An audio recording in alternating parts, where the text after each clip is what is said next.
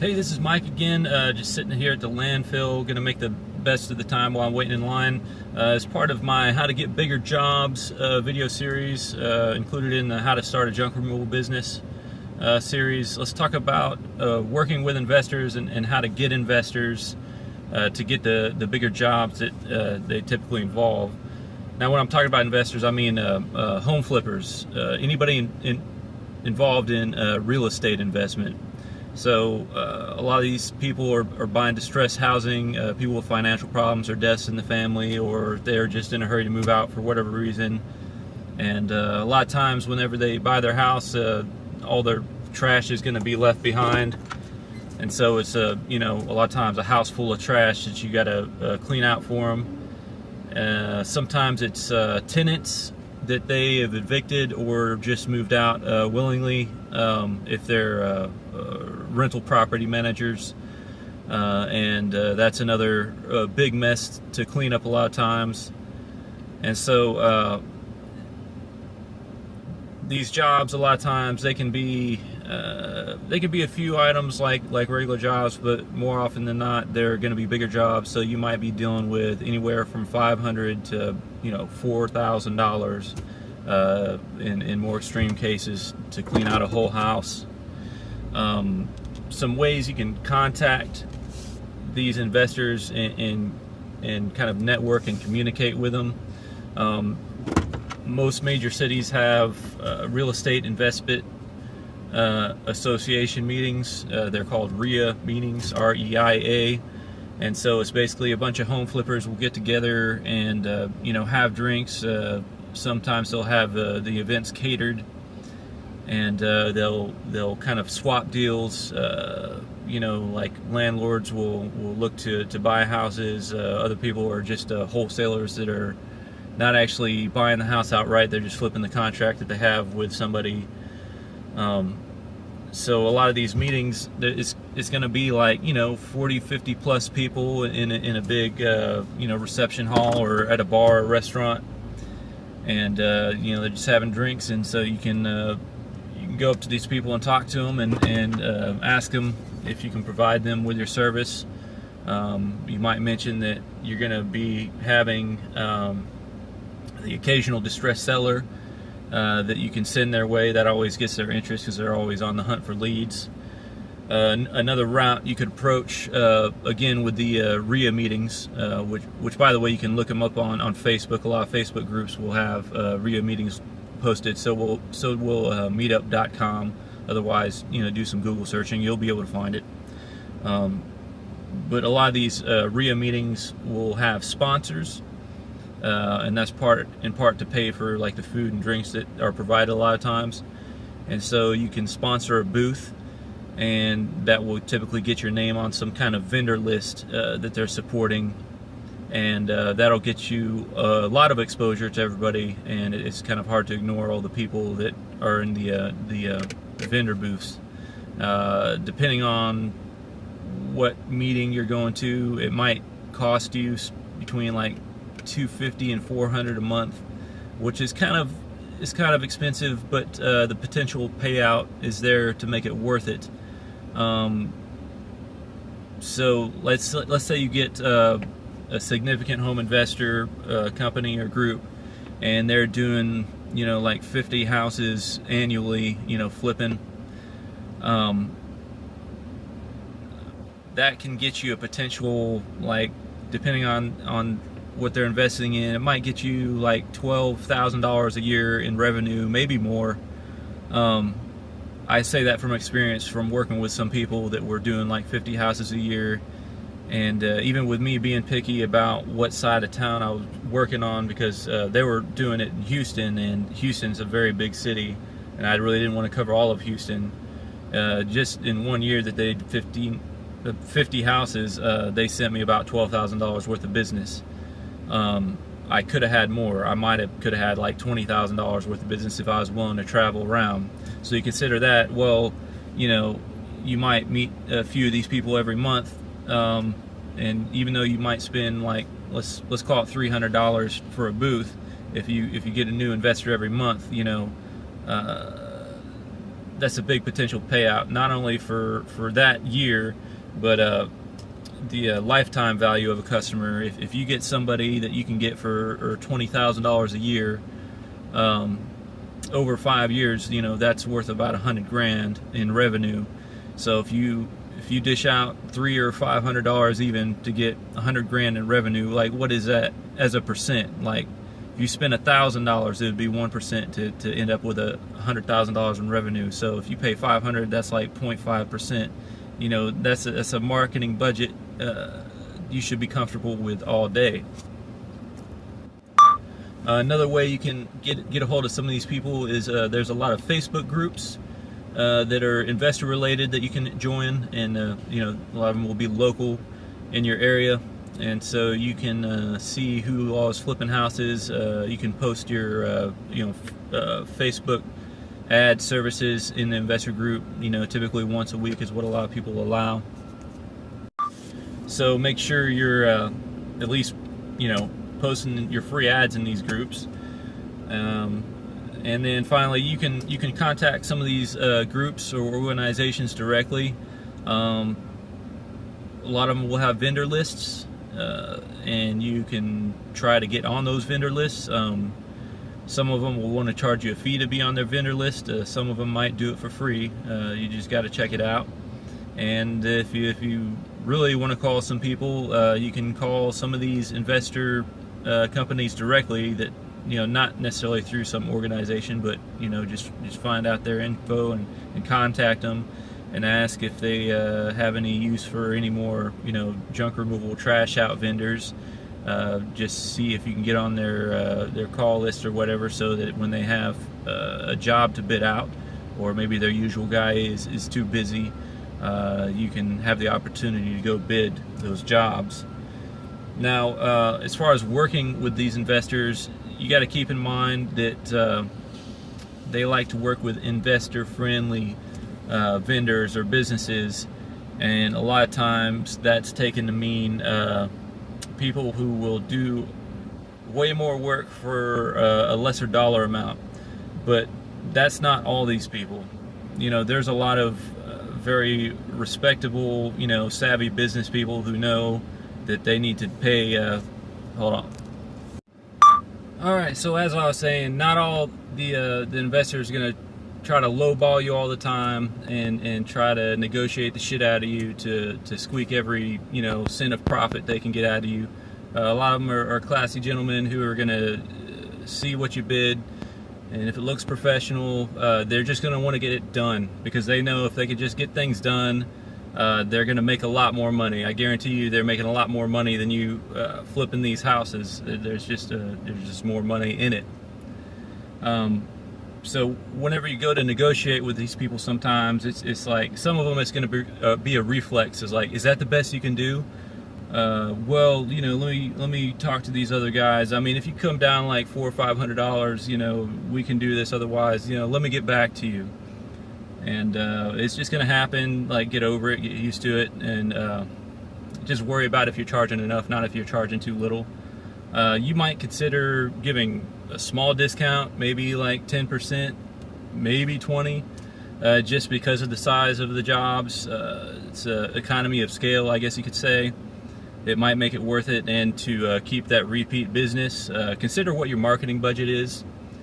And if your marketing budget is like 10%, and it only costs you, you know, if you do like $100,000 a year and it costs you $10,000 to do all your marketing, don't go down more than 10% to try to retain a customer, because you can always just advertise more and just get more customers that are willing to pay your reasonable rates.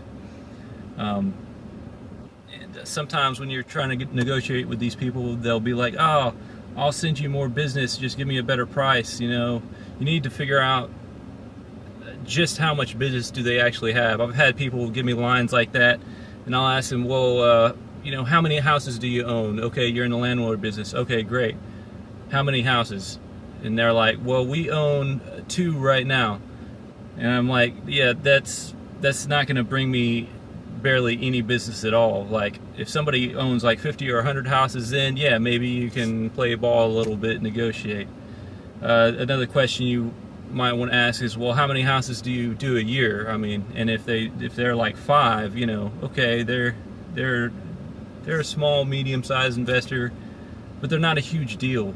So don't worry about it that much. They can't send you that much business if they're only doing 4 or 5 houses a year. But once you get up, you know, past 30 and get to 50 and 100 houses a year, well then, yeah, maybe negotiate a little bit if it's worth it to get that extra business. And another thing you might want to consider is a lot of these investor people, they want one person they can call to handle their houses over here, over there, you know, like in my case, all over Houston. If I was willing to go anywhere in the Houston area, I could have like 100% of some of these people's business. You might consider that as part of your business plan if you want to work like solely with investors, which you could totally do. Be willing to go all over your general area, even if it's a little further out than usual, just to keep them in your wheelhouse and you're the only person they work with.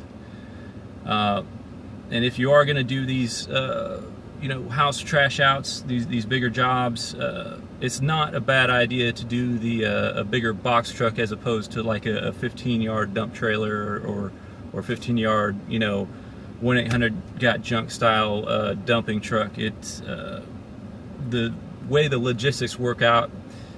Even though you might have to handle and load a box truck, it might be worth it. So as opposed to a 15-yard, you know, dumper, you might get a 30-yard box truck that can handle like 6,000 or 8,000 pounds weight pretty easy, because a lot of this stuff is not going to be construction waste. It's going to be like household items and furniture, so it's on the lighter end. But yeah, if you get like a 30-yard box truck, which will probably be like 20 foot long by 7 foot wide by, you know, 6 foot, something like that. I think that's about what the math works out to be.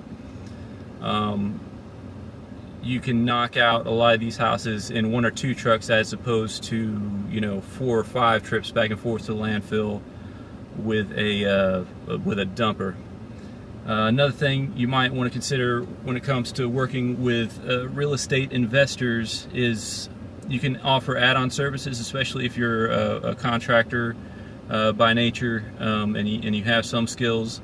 At the very least, you can offer some more demolition services. I think I've talked about that a little bit in another video. So you can remove sinks for them, toilets, you can remove tile. You can always offer to remove the carpet if the house stinks at all, and charge like a $25 a yard or $30 a yard.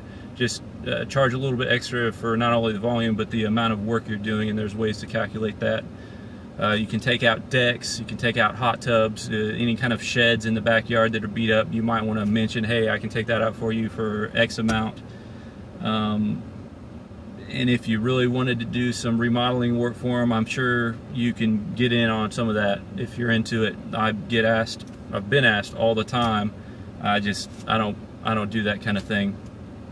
But yeah, definitely offer the add-on services whenever you're doing these trash outs with the investors, and they'll like you even more because they don't want to call a million people. They just want to have like one person be able to come in and do everything if they can handle it, you know, responsibly. Okay, so a few more things about these investor clean out jobs. Even after you're done doing a lot of the bulk clean out of the household items and household trash, and the house is pretty clean, a lot of times there's some remodeling work that the investors are going to have to do. So you might offer to either rent them dumpsters if you have the capability, or you can also tell them to throw their remodeling construction waste in the garage for you to come pick up later, rather than dealing with a dumpster at all. And a lot of them will go for that. It saves them the hassle of coordinating a dumpster and, you know, having it sit in front of the property, which can be a little bit more important in HOA, strict HOA areas. They get complained at a lot in certain places, so that'll work out better for them, and it'll give you some extra money off of those jobs. And even if they already have somebody dropping off a dumpster, or their contractors typically haul off most of their waste, a lot of times at the end of the job, at the end of when they're finishing up all the remodeling and about to put the house on the market, there's going to be just a little bit of stuff left. There's always, like, little scraps left here and there that they can throw in the garage, and that way they don't have to get a whole dumpster again. You can just get a partial load out of the deal. Another consideration is investors are great, and they talk a lot amongst themselves about contractors, whether they're good or bad. So if you treat them right, it can kind of feed off of itself, and you'll end up getting recommended to their friends. But the opposite is also true. So be careful about how you treat them, because you don't want to get a bad reputation, because they talk bad about people as well, and they're all kind of like well connected, and they talk a lot, especially at like the real estate investor meetings. Okay, so since I was talking about you could maybe even make a whole business out of just working with investors, let's do a real primitive business plan / expenses mock-up using some real basic values. Let's say you got a box truck and you made $500 a month payment on a 30-yard box truck. You pay $400 a month for some commercial vehicle insurance, $100 a month general liability insurance, and you spend about $500 a month on getting booths and ads trying to target these investors at their meetings. And we're going to punch this into a break-even point equation. And let's say you're charging about $700 per truck to fill it at about $25 per cubic yard for 30 yards. You got 2 guys running the truck, so this is somebody else doing the work other than marketing and answering the phones. And you're doing about $45 a ton to dump. Alright, so I punched those numbers into this break-even equation, taking into account the total fixed cost per month and your variable costs per a truckload, basically. So total fixed cost is $1,500 a month. Price you're charging to fill up your truck is about $700. To get that $700, you're incurring about $350 in dump fees and labor per truck. And let's look at what that looks like on a graph. So right here you have this blue line, which is representing your fixed costs.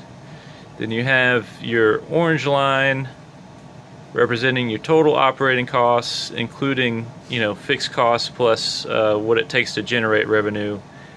And then you got your gray line, it's the sales revenue. So at about $3,000 sales revenue, you would start to break even on all those expenditures. So after that point, you start to generate a profit. Just to give you an idea of what you might be able to do, I'm pretty sure you can generate $3,000 a month in revenue. Some jobs you might even be able to do that in just one single job. Then after that, every month is profit. So let's say you did 15 truckloads per. Let's say you did 15 truckloads per month. You would turn a profit of about $3,750 per month. You would only need to sell about 4 truckloads worth of junk removal to cover your fixed costs. If you've never seen a break-even equation, which I hadn't until recently, it's kind of interesting. I'm going to do a more advanced video to give you a better idea of some of the costs involved in junk removal in a later video. Anyway, if you want to learn how to start a junk removal business, you can buy my book on Amazon. It's called Start a Six-Figure Junk Removal Business by Michael Metlock. Also, join our Facebook group, Junk Removal and Moving Company Small Business Owners Discussion Group on Facebook. There's a lot of people discussing things. It's kind of a new group I started just to help people out. Anyway, join. People are friendly so far on it. And finally, if you need graphic design and also printing, so like business cards, banners, vinyl decals for the sides of your trucks, And also she has all kinds of other decals on here. Use stickerchickdecals.com. That's the only person I use. Alright, have a good one.